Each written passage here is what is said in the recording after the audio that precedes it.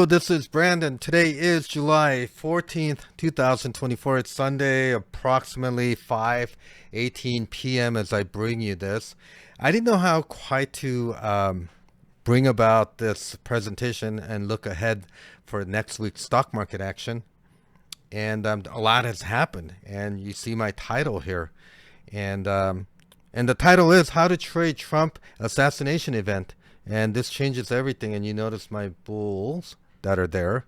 And that's not what you think it is, but you know, this event basically changes everything in terms of trajectory about what's going to happen. So without further ado, let's get into it. Disclaimer, please pause it, read it. If you agree, please move forward.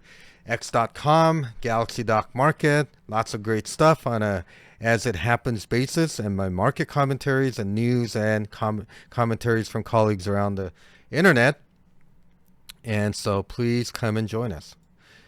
All right, so we know that post Joe Biden Trump debate, which was disaster for the Dems, and they're scrambling.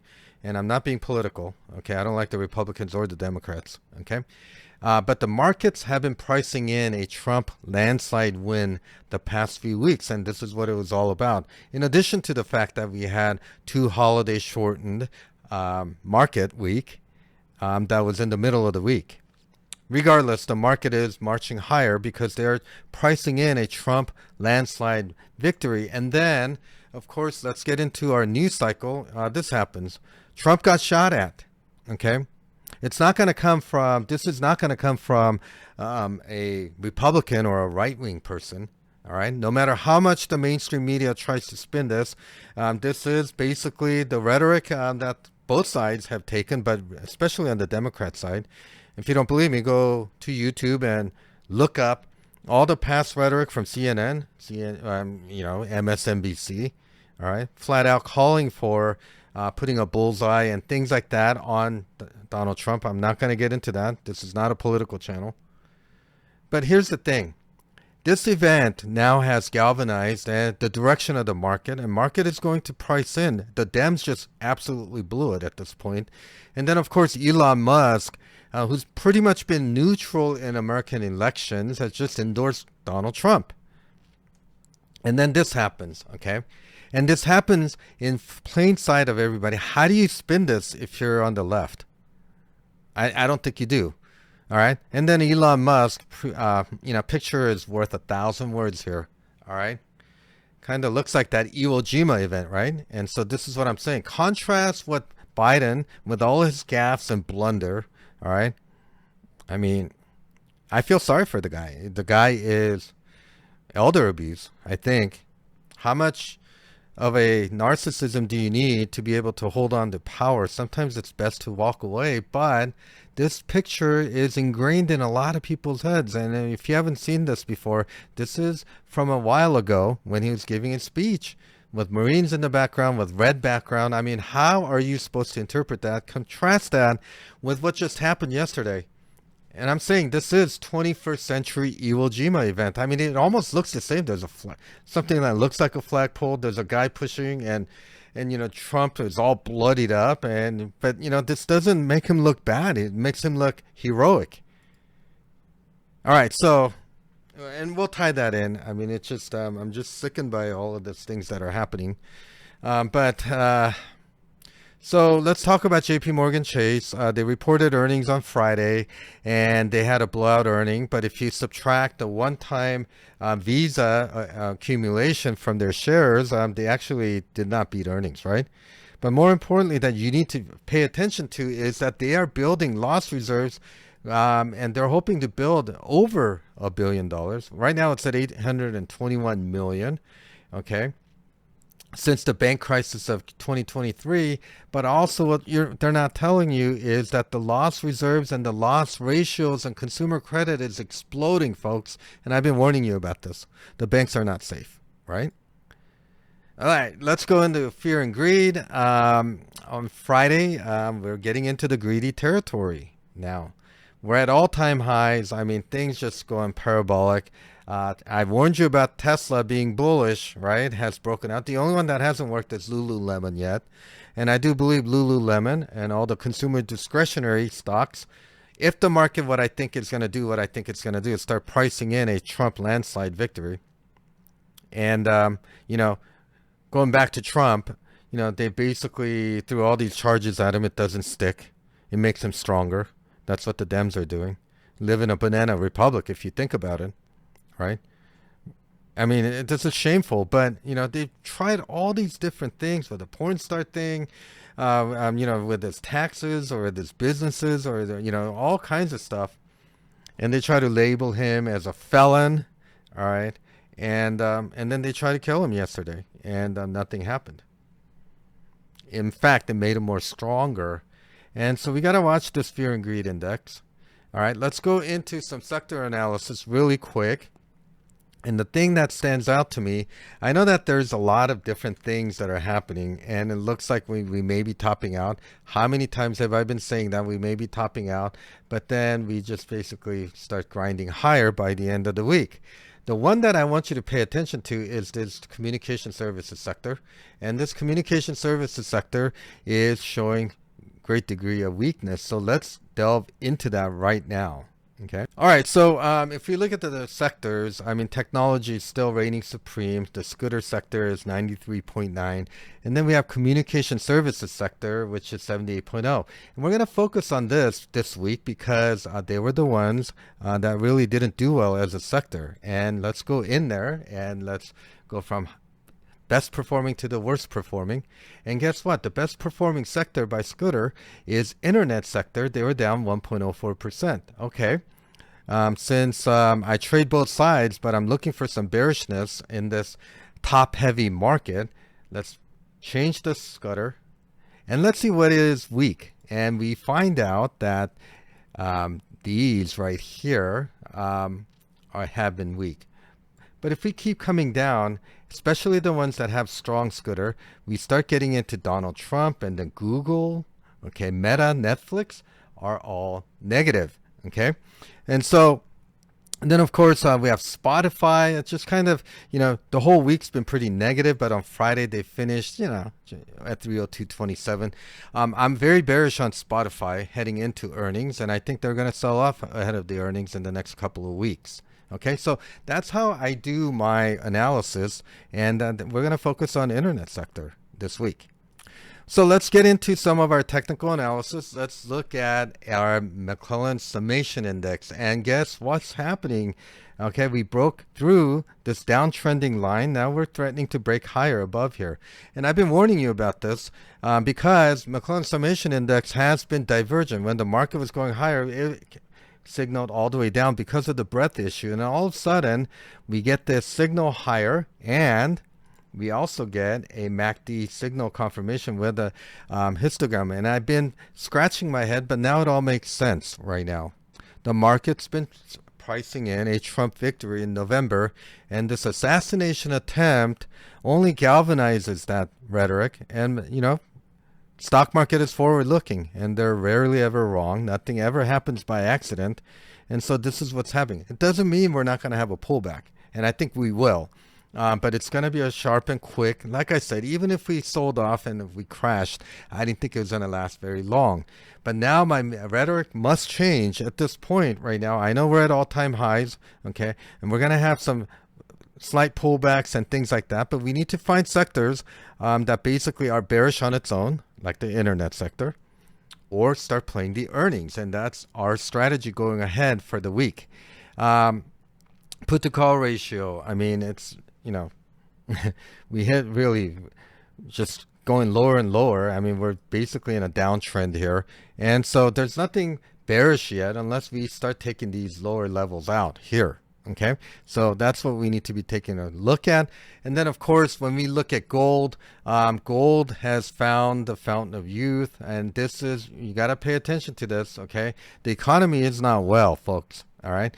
This Trump assassination attempt will probably give us a little bump when the market opens for a few days. Okay, and we'll see what happens. But gold is telling you this is pretty bearish. I mean, RSI is bullish. Everything is moving higher. I think gold's going to continue to move higher because of the inflation and the banking issues that are happening right now. MACD is bullish. CCI is, yes, it's extended, but still bullish. I mean, stochastic is bullish. And even my PPO ADX is forming a bullish cup formation. Accumulation is higher.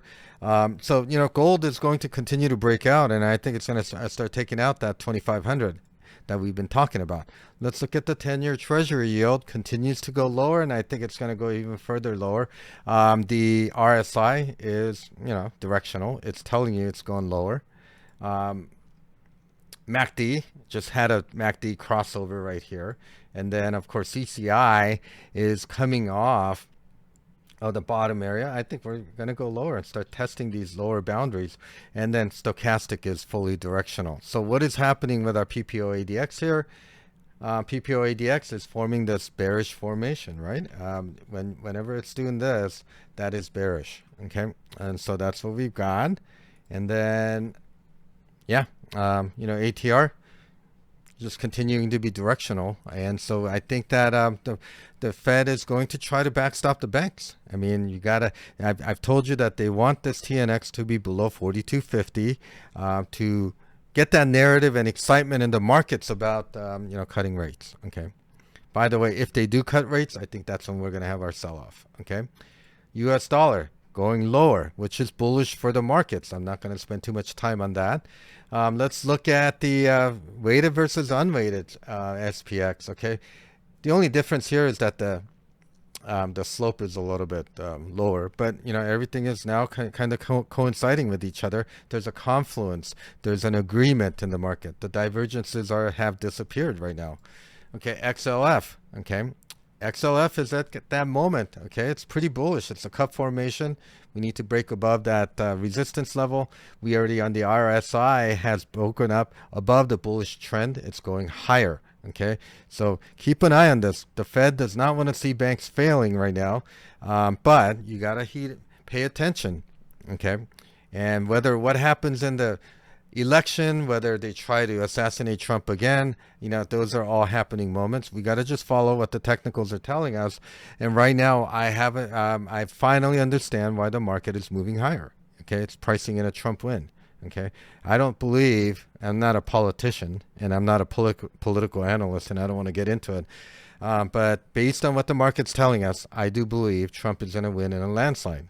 Okay, whether that's good or bad, that's up to you. I'm not going to mention anymore. But stochastic and everything else, all right, everything is basically bullish. Okay, on this XLF, and so I believe, with the exception of J.P. Morgan Chase, we'll go over that chart, and Goldman Sachs and BlackRock reports earnings when the bell rings next week. Okay, let's go over NVIDIA. Look at the three or the four horsemen.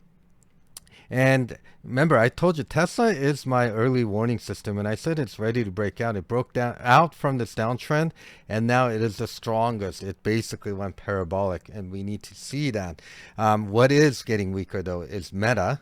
Okay, and then we have some weaknesses forming and flattening out on the, on the NVIDIA. And so we need to pay attention to that. And then what's happening with our Dow Industrials? Basically, the transports have broken out here. And so now everything is moving in lockstep, and it looks bullish to me now at this point. Now, let's go into my Spotify. This is the one that I'm bearish on, heading into earnings in the next couple of weeks when they report. RSI is negative. Okay, it basically broke into this volatility box zone. We hit this and then bounced out and failed at ADMA down here, which is very bearish. Okay, this is the daily that we're looking at. And of course, MACD histogram is negative. We have continued divergences on the CCI to the negative direction.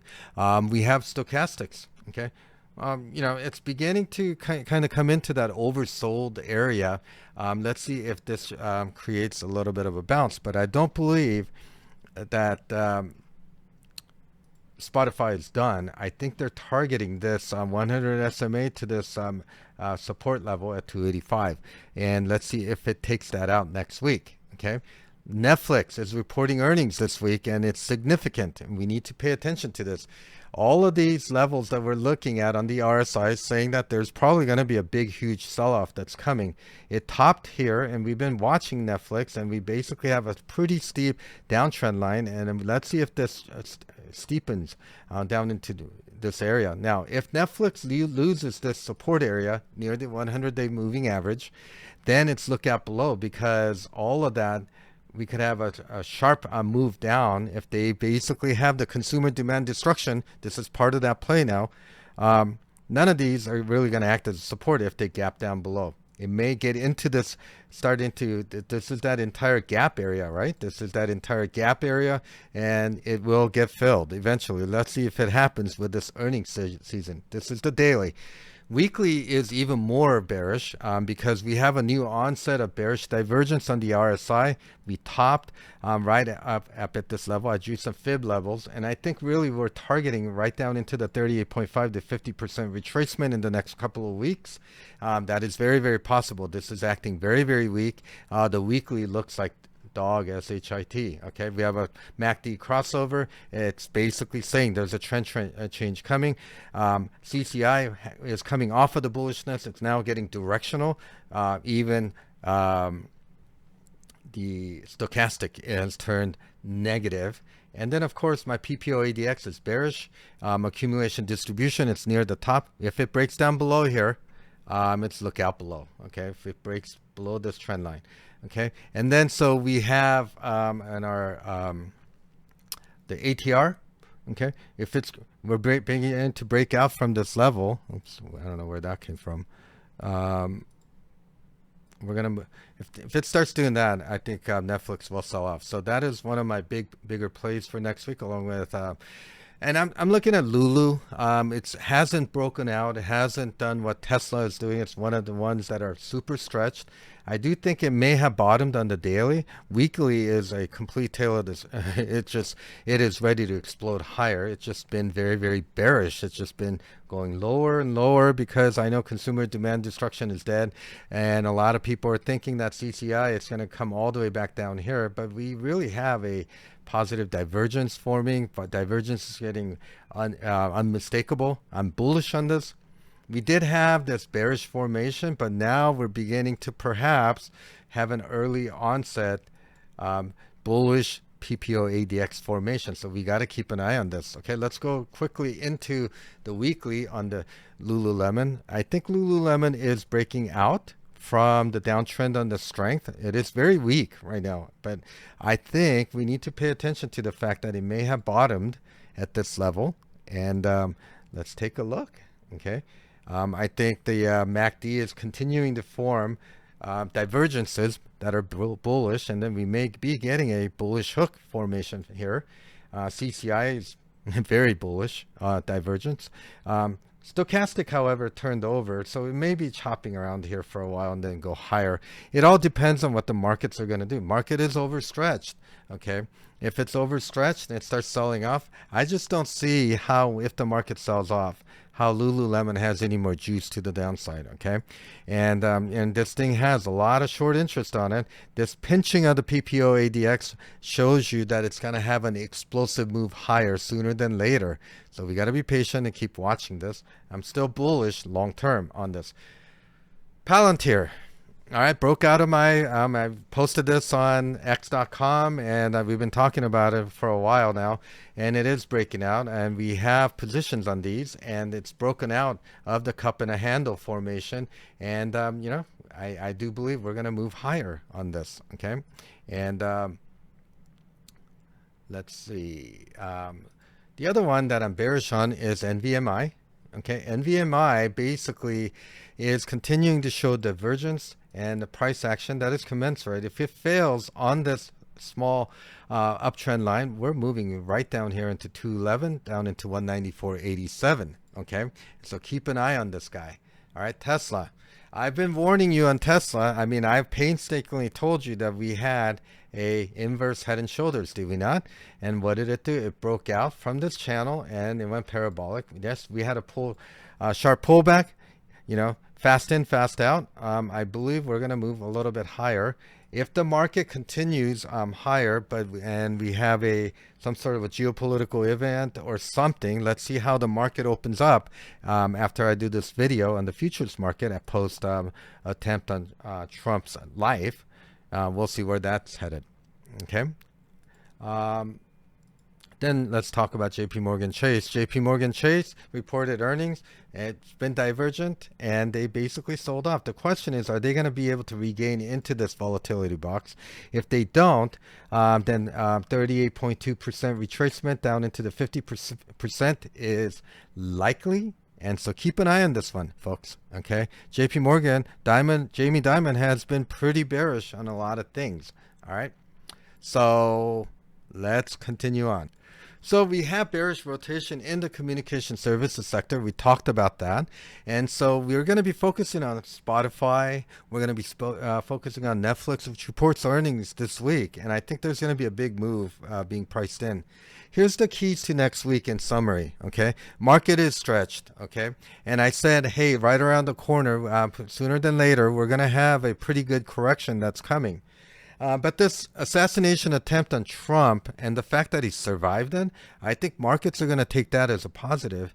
And also, I think the market has been pricing in a Democrat defeat in November. Whether that's good or bad, that's up to you. But, realistically, if you look at what they've been doing, I mean, it's just in your face now. I mean, it's just, regardless, it's just we have a president that I think is bordering on elder abuse currently. And then we had Trump, who basically almost got knocked out on Saturday, which is a bad thing. It changes the complexion of the market dynamics. By the way, events do not happen randomly, and I think all of these things basically happen for a reason. And markets have been pricing in a Trump victory, landslide victory, and hence the market melt up since then. Since the debate. Now this makes it even worse. And that comment that Joe Biden made, and I didn't put it here, I don't want to get too political, but I think about 5 or 6 days ago, he said it's time to put a bullseye on Trump. Interpret it as you will. I find it uncanny. McClellan Summation Index is now signaling a bullish directional change. It's early, but we have the MACD confirmation. Here's the caveat, though. MSI has been divergent with the market direction. So could this be signaling a market top? We'll see. Okay. But with this Trump assassination attempt, the fact that he survived it, I think it's going to move higher. Okay. Earnings season is kicking off. I'm bearish on Netflix, Spotify, and Carvana. Goldman Sachs and BlackRock, we'll see. That'll be after they report. We'll just sift through it. I am bearish on JP Morgan Chase. ASML is also reporting earnings, and I think ASML is, you're going to be surprised by this. I think they ran ahead too fast, too soon. I might do a video on that later, but I'm bearish on them. I'm bearish on Netflix, CVN, and Spot. I already talked about that. Markets at an all-time highs. We're looking for continuation post this Trump event. Okay. By the way, Tesla, my favorite market indicator, has been signaling market change. It's an early warning system for stocks for me. And they have been forming for weeks now. I've been saying that I'm bullish on Tesla, and then watch it because the markets will take cues from the Tesla's move, and it basically broke out. Okay. We are overbought, and the market keeps getting overbought. The old adage, you can, trader can remain, the market's going to remain irrational as longer than you can remain solvent. Okay. I'm very bullish on Palantir. It's still not too late to get in. Okay. And we're looking for signs of trend change. Okay. And I, like with everybody else, okay, know that this market charade that's been going on with all the rig numbers and everything else that's going on will eventually come to an end, and I think it's sooner than later. But this event, for this week at least, I think it's going to be bullish.